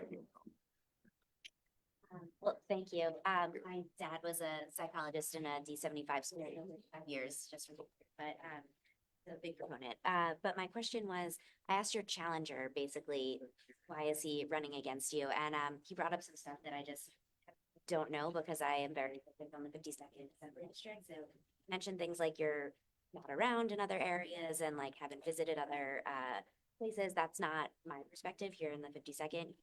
Everything and show up for everything here. Speak to some of those concerns. Yeah, I feel and believe, and you could ask my family, that I'm everywhere in this borough. It is a big borough. It is a big borough, and you can't make everything. But specifically to the concern of the challengers in a district that I spent most of my time on, when we talk about the investments I've made on maternal health, they've gone to Kings County Hospital, which is one of the most, if not the most important hospital in Central Brooklyn. I've done work where I'm part of the Dad Gang in Central Brooklyn as well, where we have Black fathers come together to speak, or incoming fathers, or fathers to be, get together and really have life lessons that we learn together. We've done work in Bed-Stuy has the most individual parks. Bed-Stuy has a lot of parks, small parks, and because they have so many, they haven't been able to upkeep them. The council members' money doesn't hold. We gave $5 million to a Bed-Stuy Parks initiative. Bed-Stuy also has an issue, or district in Bed-Stuy also in their schools has 10-year-old computers and laptops and electronics, and it's just the technology is not up to snuff. We also gave, alongside Councilmember Chiose, every single school in Community Board 3 is going to have a state-of-the-art tech facility. When it just comes to the amount of work I've done in and around specifically that person's district is significant. What I would say is this, though, that traditionally the borough president comes from that district. It's been Marty Markowitz, and it's been, all intents and purposes, Borough Hall has been an extension of that senatorial district. And if you look at the money that they were getting before I got there, it was inequitable. Most of the money from Borough Hall was going to Central Brooklyn exclusively. And Central Brooklyn has a lot of needs, but it doesn't mean that all of the money has to go there. I am a North Brooklyn elected official. That's where I grew up. And if I saw Eric in my 8 years twice in North Brooklyn, it would be a lot. They saw Eric every day. Now I'm spending more time in North Brooklyn. I come to the 52nd. I'm going to Coney Island. I'm in Canarsie. I was in this Community Board 18 the other day. And these are areas that probably haven't seen the borough president as much as they see me. And yeah, maybe I'm not in that district as much as he would like. But again, I feel like I'm where I need to be. And I'm looking forward to this race. I love democracy. And I think it's gonna be good to let people know, like to put my work to the test and really let people decide whether or not I'm doing. Thank you. One more question. Oh, sorry. Do a flash round. Yeah, when do you flash go?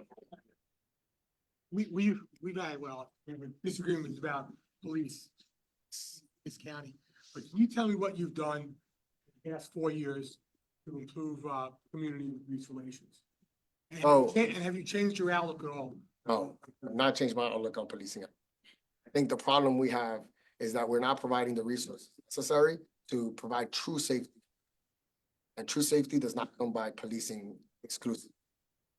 We've seen is that we have the most police officers that we've ever had in the city of New York right now. And people are feeling less safe, even though crime is going down. Because what people are concerned about is not more cops, is the visible poverty and the mental health crisis that we have in the streets. What I focused on as a borough president is dealing with the mental health crisis and the homelessness crisis.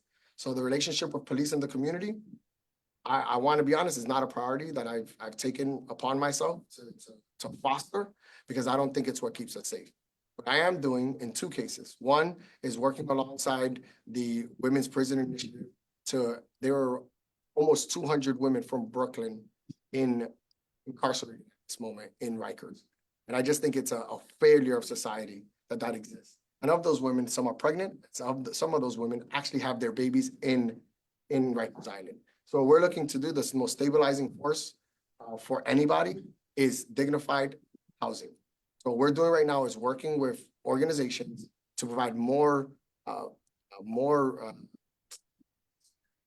supportive housing, in which we pay out of our capital dollars a certain amount of money to subsidize for housing units, so that we could start moving people that don't have stable homes out of the prison system and into stable homes. There, we can educate them, we could feed them, we could give them the resources necessary so that there's not this revolving door and we don't continue to see these people in the streets. When it comes to mental health work, the work that I've done specifically to advocate to the mayor and to anyone that would hear me was that we need more beds and more facilities so that we could do real work on the mental health crisis. The mayor's office has continuously, for the last 3 years, cut mental health services in the city of New York. We went from 200 beds in Bellevue to 19 in Bellevue right now. And you're telling me, what is it that we're doing in not handling the mental health crisis? Is that we're not doing the support services. What we are doing is flooding our streets with cops. And cops are not mental health therapists. Cops don't provide housing, so they're not gonna be able to find a solution for that. The safest neighborhoods in this borough are the ones that have the least amount of cops. That's because they're the safest neighborhoods. Oh, they have the least amount of cops. You know what they do have? Stable housing, good education, good transportation, great parks. So let's spend some money on those other things, the symptoms of safety, as opposed to the thing you don't have here, which is cops. That's just my argument. Yeah, we disagreed back then, we're gonna disagree again, but it's all By love. the way, I still think you do a great job. And I still love it. And I also want to say that and I got a lot of love for you. And I think another thing I've done, and this is my last thing, going around Brooklyn is not North Brooklyn, obviously. And I want to be very clear. And there's been this sentiment that one Brooklyn has been like the driving slogan for Brooklyn for a long time. And let me tell you that it is the biggest crock that you would ever understand in your life. What happens in here, Canarsie would not accept. What happens in Coney Island would not be acceptable in Flatbush. And it's just the realities of it. We're 100 different Brooklyns, but we're all Brooklynites, and that keeps us together. But we don't have the same opinions or the same wants. And I've tried my best to do the best I can to find common denominators in all these communities and execute what we can agree on and stay away from the things where we don't agree on. And then that's healthy. In Williamsburg, we're gonna talk about bike lanes. Not something I want to bring up or talk about in Canarsie. But in Canarsie, we'd have conversations about building more housing because I think it's important. And those are things that we don't necessarily need in North Brooklyn that's built 25,000 units over the last 10 years. So what I'm trying to do is find common ground and something we agree on and spend resources and time achieving those things. So while we might disagree on exactly how the cop or public safety works in Brooklyn, I want to spend time finding what we agree on and the best resources on that so that we could all be happy. So again, I always say spread love is the Brooklyn way. I hope again that you guys have felt that. Thank you so much for having me.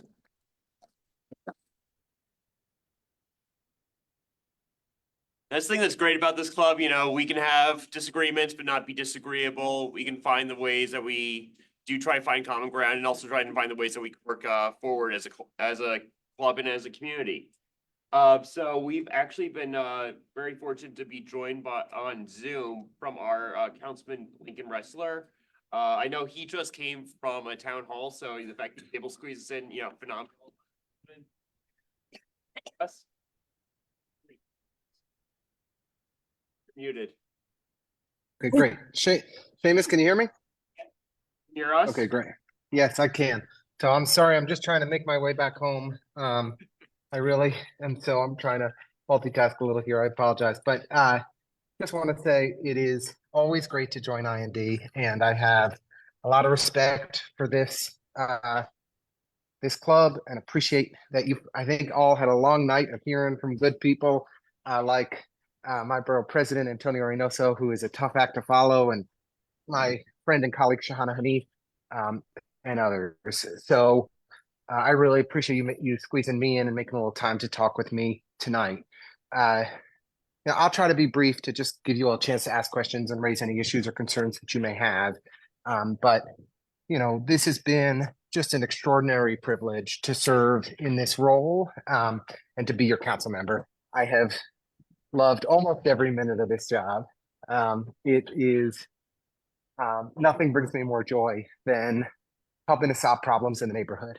And as your council member, I try to be as responsive and helpful as I can possibly be in improving our collective quality of life and making our neighborhood and our city a more just place to live. I apologize. It's been a little bit of a long day for me. I chaired a hearing that was 4.5 or 5 hours long, and then hosted a town hall focused on Williamsburg and Greenpoint issues that was just over 2 hours. So my brain is a little fried, but I'll say briefly, you know, there are 3 things I think I want to highlight for this group. Firstly, you know, I have tried hard to run a really strong constituent services operation and be omnipresent around the district. And, you know, if there is an issue happening in the 33rd, I try to show up, I try to respond, I try to help. And my team, which is extraordinary, I'm incredibly lucky to have such a hardworking and capable staff, has done just an exceptional job over these 3+ years serving our community. The second thing is I've tried hard to step up and push back against Mayor Adams where it's been necessary and where it's been needed.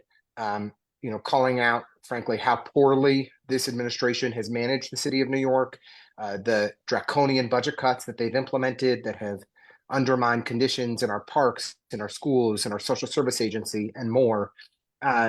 And you know, I've, as chair of the Governmental Operations Committee, held tough oversight hearings, calling out corruption in the real estate practices among Mayor Adams and his top lieutenants, calling out deeply problematic sexual harassment policies in this administration.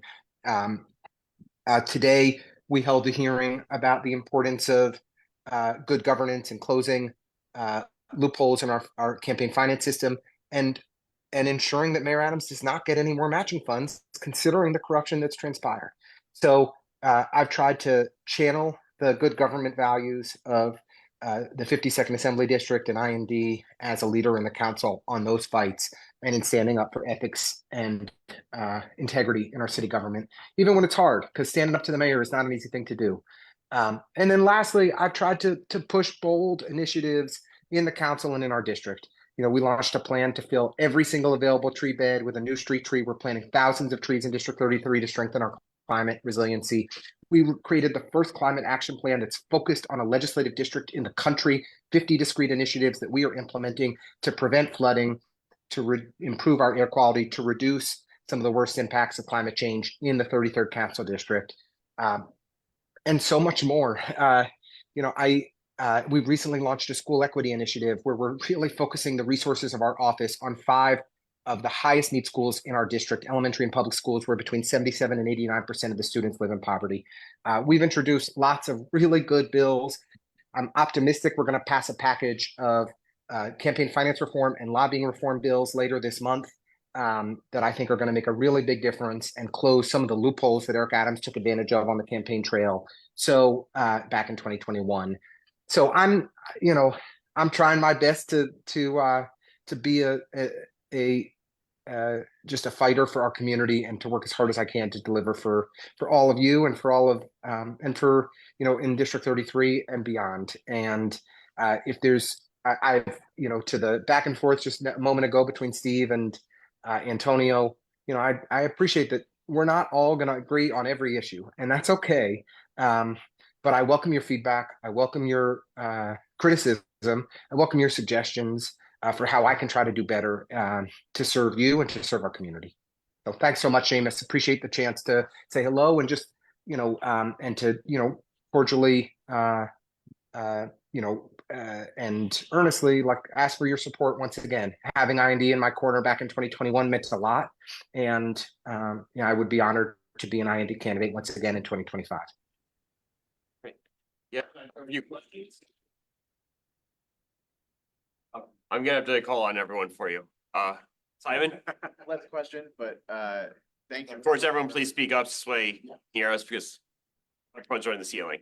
Thank you for putting that crosswalk in on Atlantic in front of Sahadi's. I use that all the time. Doing a great job. Thank you, Simon. We're really proud. We've gotten 5 mid-block crossings installed on Atlantic Avenue. I grew up a couple blocks from Atlantic. It's one of the most dangerous streets in Brooklyn. Antonio's made it a big priority. We've worked with all the elected officials, with Shahana, Joanne, Andrew, Antonio, to make improvements on Atlantic. Mid-block crossings have been my personal priority that I've really, really pushed for. In the northern part of our district in Greenpoint, we're in the process of making McGinnis Boulevard safe, one of the most dangerous streets in Greenpoint, the most dangerous street in Greenpoint. Street safety is just a huge priority of mine. These are deaths and serious injuries that are preventable. We lost 2 people on Atlantic in the last 15 months. I don't want to lose another person in our neighborhood to traffic violence on Atlantic. And I'm hopeful that the mid-block crossings routes installed to slow down traffic and make it safer for pedestrians in our community will really make a difference. So thank you for shouting that out. It really means a lot. You have a question? Ellen? Yes. I'm not sure if this is an appropriate question for you or not, but there's a big dyslexia bill going on in the state legislature. So are you involved with that, or is it not your domain? Certainly supportive of efforts to try and provide additional support to young people with dyslexia. I've been very grateful for Assemblymember Simon, who's been a leader on this issue long before she was in elected office, and for Assemblymember Carroll, who's I think made this his #1 issue, for their leadership in the state legislature on this. I tried, there are bills in the state legislature that require action from the city council. That's not one of them. I chair the committee where we approve home rule messages, which is basically state laws, state bills that need the city council's approval. And so there are a number of state bills that I'm very actively involved in, but I try to limit it to the ones that are. I mostly focus on the ones, I should say, that where the council has a role. Okay, thank you. Sure. Steve? Lincoln, what's next? Atlantic Avenue, I mean, quite frankly, it saves lives. And I know that my wife prosecuted a case, someone who was murdered by a car on Atlantic Avenue, speeding car. What's next? Thanks. What are your objectives next 2 years? 4 years, particularly, well, I'll take it 2 at a time, particularly community-wise. What's next? Well, the couple of the big initiatives that I really want to focus on in our area are some redesign of Montague Street to expand space for pedestrians and make it more enjoyable for everyone in the community. We're hoping that summer 2025 we'll be able to implement some changes there. We should, in the next few months, have proposals for people to get feedback on that I think will be really make Montague a much better street and hopefully give us an opportunity to attract more great businesses. The revitalization of Montague was one of my biggest priorities when I came into office. When I was started as the council member, there were 30 vacant storefronts on 3 blocks of Montague. We've reduced that significantly, and we've brought in some great businesses like a new bookstore, new bakery, new restaurants, new diner. So we're trying to bring more good businesses that meet the needs of residents in Brooklyn Heights. The other big project in the neighborhood that I've been really focused on with Antonio is to reimagine Columbus Park. Columbus Park is the park space behind Borough Hall.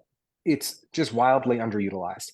And it should be a place where people who work in the courts have lunch, where the community gathers as a major civic space, where we have events, other than the farmer's market and the book fair once a year.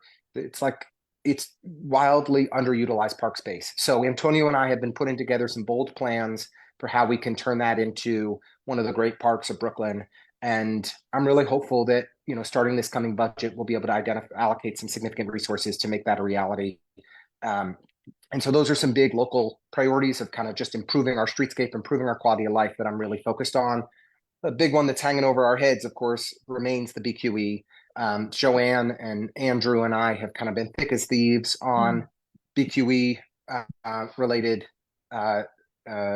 our approach on the BQE. And I think that's really been to the benefit of our community, because when the three of us are unified, we all have approvals on what happens with the BQE. And I think we're hopeful that we can shift the direction of where the city has been going to make for something that's better environmental and long-term, better solution for our community. So those are some of the key priorities in the neighborhood, but I'm always eager for suggestions and ideas.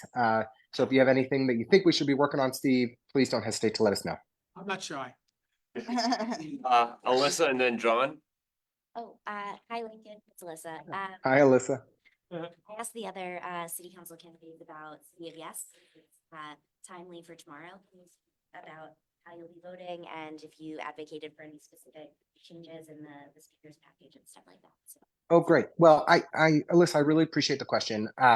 As you may know, the 33rd Council District has generated significantly more new housing over the last 15 years than any other council district in the city. And so there's about 10 council districts in the last over decade in New York City that have generated a majority of the new housing. So there's 51 council districts, but just 20% of the council districts have generated a majority of the housing in New York. What City of Yes does, I think, most of all, is it ensures that every neighborhood in New York City is building more housing. And that is a really important thing. There are parts of New York City, Antonio, I heard mention this in Canarsie, I know Shahana's been taking this on in parts of her district, that neighborhoods that have generated 0 new housing units for many years, and that doesn't make sense when we have a clear housing crisis. We need to expand housing supply in more areas. So I've been outspoken. I'm one of the council members who I think has been most consistent and was one of the first council members to say that I support City of Yes. And there aren't a lot of things that you hear me say I support Eric Adams on, but I was outspoken. I was one of the first to say that I support City of Yes. But what I've also said, and where I think we made a critical difference as council members, is it's not just about housing supply. We need affordability. We need truly affordable housing for our families. And so working with Pierina Sanchez, in particular, our Housing and Buildings Chair, who's one of my closest friends in the council, she and I convened council members that are like-minded, like Shahana and others, to come together and say, it can't just be about approving City of Yes. We need to ensure that we use our leverage to secure transformational investments in affordable housing. And that's just what we've done. We put together a plan. Pierina really led on it. I want to give her credit. But she and I have been working closely on it together. And Adrian, our speaker, adopted it and embraced it, expanded it. And as a result, we're seeing a historic $5 billion of investment in new affordable housing and new infrastructure investments to meet the needs of growing communities. That's going to mean more money for tenant protections, more money to subsidize truly affordable housing, more opportunities for affordable home ownership. So this becomes a plan that's not just about expanding housing supply. And I do think it will have positive benefits in the 33rd. And if anyone wants to talk through what are the components of City of Yes that will impact our district most, I'm happy to elaborate.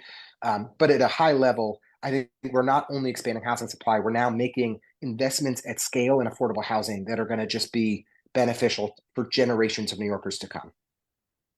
Thanks for the question. John? That's a good segue to my question. I want to thank you, Lincoln, because I'm very involved in the housing justice space. Absolutely. And every rally I go to, you and Shahana are there, and your speeches are so motivational and so inspirational. And I really just want to thank you on behalf of all tenants in New York City. I'm not in your district. I'm in Shahana's district. So I wanted to ask you why you've endorsed Shahana, and working with her, why you've endorsed her. I really, John, thank you for that question. And Shahana and I have worked, Shahana and I are neighbors, but we also have worked together on a broad range of policy issues. And Shahana is just a truly decent person. She cares, she shows up um, consistently, and she does her best to do right by our community. And I know that like we work really well together. We're strong partners. I think that we really like one another and respect one another, and it makes us more effective advocates for the community when we're aligned and pushing together to affect change. And so, I have seen Shahana take on really hard fights on difficult issues, and I've seen her do it with grace and positivity and determination, um, and I admire it. So I'm proud to support her. I'm proud to be her colleague, and I really am eager to. Some of the 33rd district got redistricted into the 39th in the redistricting process, and I'm committed to knocking on all those doors and anywhere else I can be helpful to support her reelection campaign. And thank you very much for the kind words, John. And most importantly, thank you for your advocacy for the tenants on Tiffany Street and for housing justice more broadly for tenants across the city of New York. It's seen and it's appreciated. Thank you. Thank you, council member, for joining us. I know it's been a busy day, especially with you holding the mayor's speech to the fire today, which, we really do appreciate. Joanne, well, can you make it brief? Wow. So I just want to piggyback on the City of Yes proposal, which frankly, I haven't read the whole thing.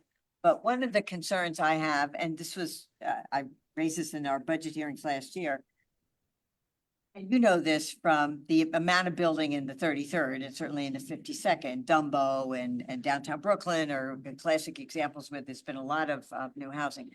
And that is that there is a lot of housing built that is one bedrooms, studios and one bedrooms, not enough two bedrooms. You're right.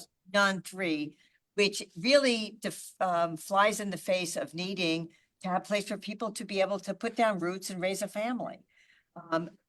How is City of Yes addressing that critical issue?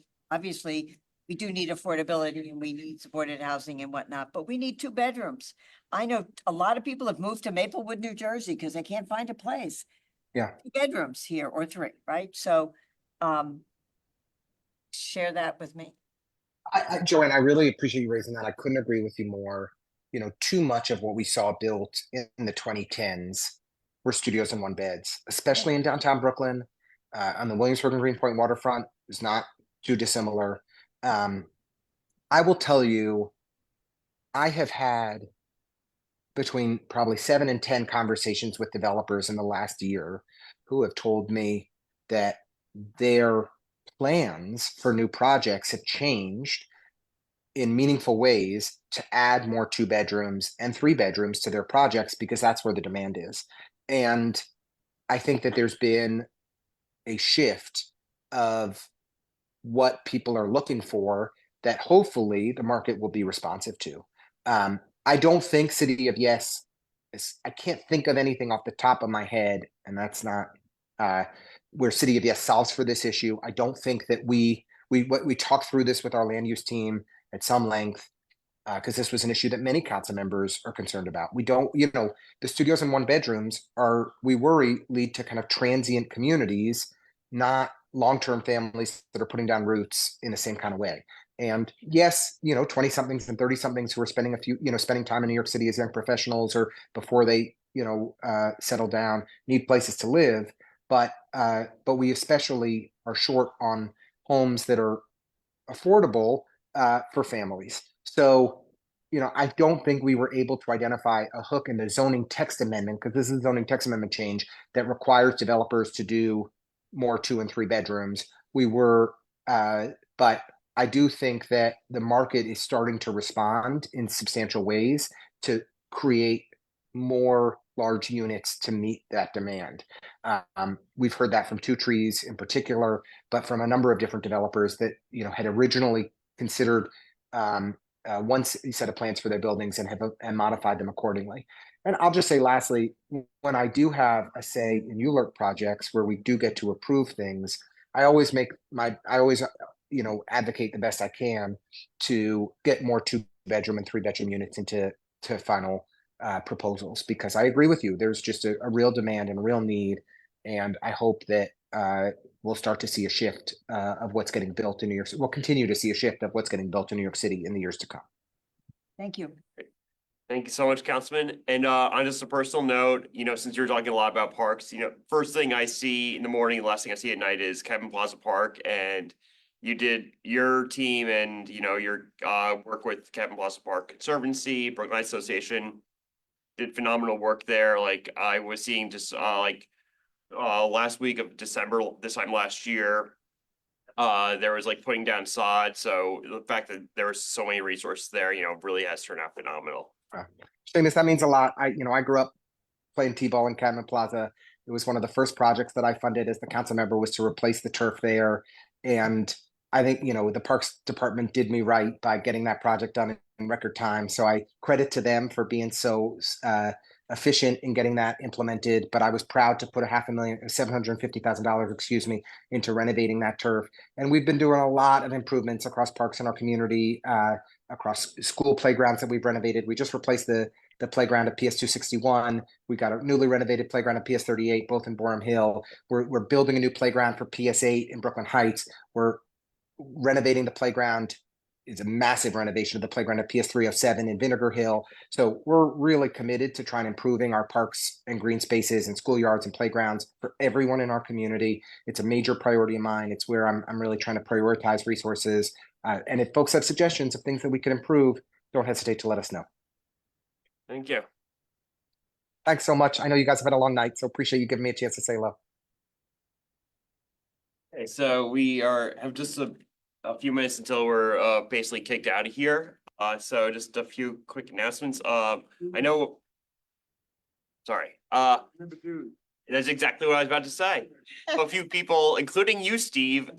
I know. I was about to say that. People paid dues during this meeting and get the alerts. So if you haven't, please make sure you pay your dues. The link is in the emails. You can also just go on indbrooklyn.org. Fill it out there. Remember, we did raise them up to $40, or you can also just give back or cash. Sorry to put you on the spot, but We fixed the thing where, like, if you're a house, so that you could pay one person could pay for like 2 people. As long, I had to do it twice last time. as long as you put, like, there's a place to put a note in the, Because, as long as you do the that. credit card is not in his name. you can. What you do if you want to pay for like multiple people, when you go to check out, increase the quantity of however, and then just write in the notes of when you check out, like who you're paying. Then we'll be able to mark that. Otherwise, we don't know who. Yeah. Membership. Exactly. There's a few things that we coming up on the 30th. I don't have the time or location yet, but it will be the induction of Norma Jean Jennings as civil court judge. Someone we worked very hard to get elected.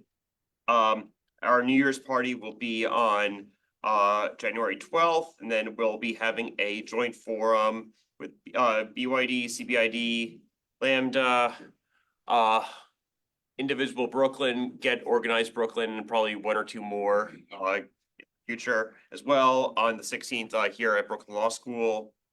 We're going to be working on trying to do a public advocate and comptroller forum on February 6th, and then our endorsement meeting, which will also have candidates for judge.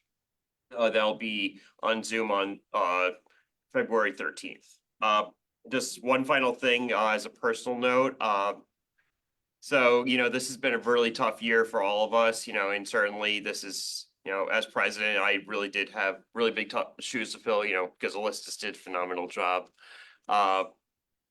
And so, we had so many things happen this year. We had a whole new set of maps for Assembly and Congress. We had to do petitioning for our county committee. And then, of course, we had a whole new set of candidates. So we had to go through everything there, changing in the middle of the summer. And I just want to say, I really am so grateful to all of you for all your hard work.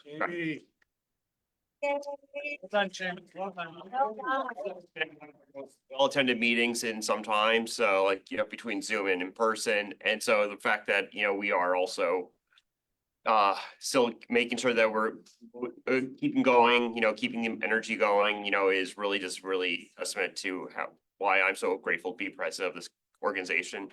And hopefully we'll be making it into the top 5 next year with city and state. With that, is there a motion to close? Second?